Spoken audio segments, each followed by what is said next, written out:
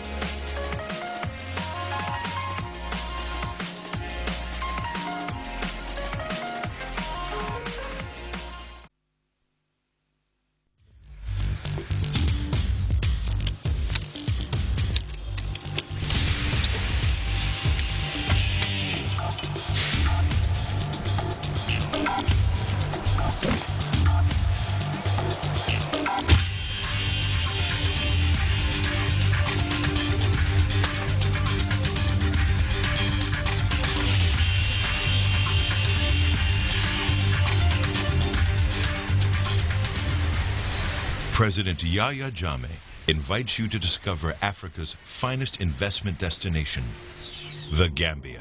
The beginning of my term of office for the next 5 years coincides strategically with the commencement of the implementation of phase 1 of the program for accelerated growth and employment, PAGE, which spells out government strategic priorities and activities for the period 2012 to 2015. The hallmark of the PAGE is that it is dynamic and transformative and therefore has the propensity to transition the Gambia into a highly developed country with highest living standards for the citizens.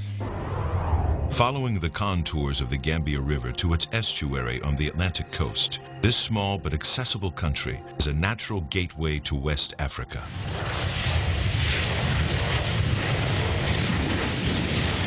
For many Westerners, the Gambia is Africa's closest destination, located only 5 hours from Europe and 7 from the United States.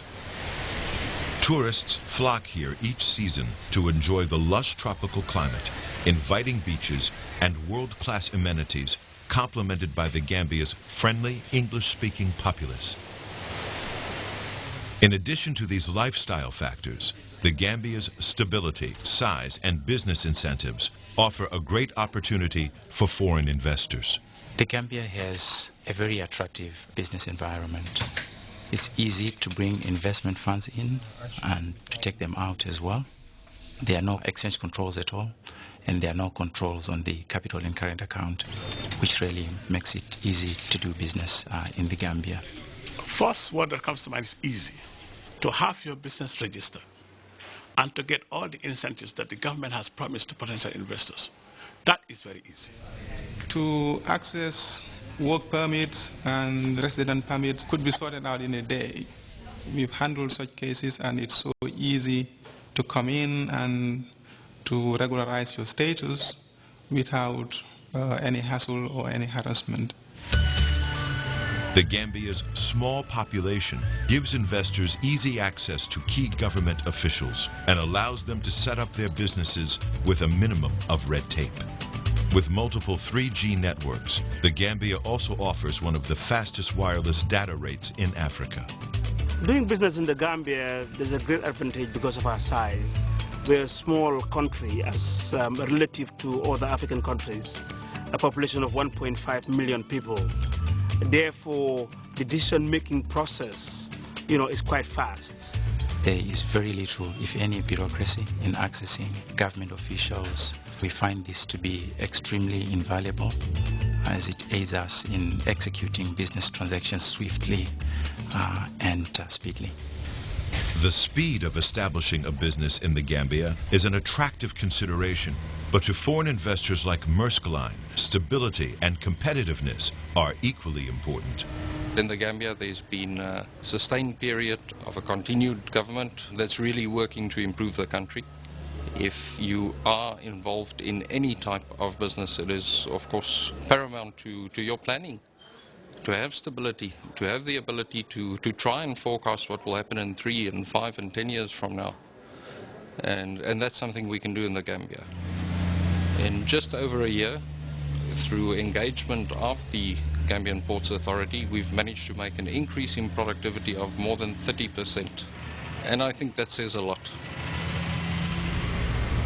One factor behind the Gambia's competitiveness is its investment in infrastructure, roads, transportation, potable water, and electricity. The infrastructure in the Gambia is relatively much more developed than other African countries. The road network driving from the airport to any hotel or any other destination is all well tarred and is all well lit at night. The July 22nd Business Park is one example of the Gambia's investment in infrastructure. Located near the Banjul International Airport, J22 provides investors with access roads, a customs house, and independent power, water, telecommunication, and waste management. There's also supply of electricity almost assured 24 hours a day. Reliable electricity is key to the Gambia's light manufacturing sector. Gambians are really open for new products. So, for instance, we just launched a new brand in March. Thanks to that brand, we are almost double our sales. To ensure a supply of clean, affordable power, the Gambia is encouraging investment in renewable energy. The Gambia also offers investors a continuing commitment to an educated workforce. The Gambia is a gray area in terms of learning. One of the key issues that we hear from investors is that the attitude towards learning is quite positive. The schooling is of high quality. Whilst I can sit here in the office and work and grow my own skill set, I'm safe in the knowledge that my son is also developing. One thing that I really love about working in the agriculture sector in the Gambia is that farmers are incredibly eager to learn new skills and have new access to information. They're really, really delighted to be able to grow things like broccoli and cauliflower. Unlike many nations in Africa, the Gambia enjoys a favorable climate, plentiful rainfall, and rich soils, giving it a competitive advantage in agriculture. In terms of scaling up produce in the Gambia, I think one opportunity is that the temperate season that's the best for growing things here happens to be winter in Europe. So it's very possible that farmers could be producing things here that would be exported and purchased by people in colder climates. New agricultural projects are also being funded through the Gambia's growing banking sector. If you have a convincing project in agriculture, I don't think you have any problem of financing in the Gambia. There are over 10 to 12 commercial banks now. The standards of banking have risen since I came here in '89 and when we began a business in '92. The banking and the infrastructure and all the things that have happened in this country have grown so much beyond my expectations. I never expected it to grow as fast as this.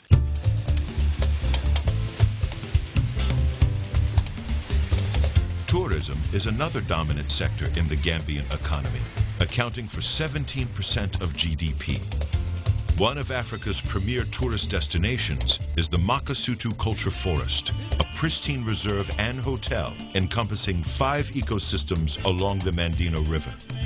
Makasutu was voted Best New Eco Hotel in the world by the Sunday Times and marks a joint effort between local Gambians and owner James English to realize a long-term dream. We didn't open our day park until 1999, so prior to that, we didn't have a business. All we had at that point was we were constructing, we were developing. And the local people, which we couldn't believe, actually helped us. Now we start to see that these people were really good people. They really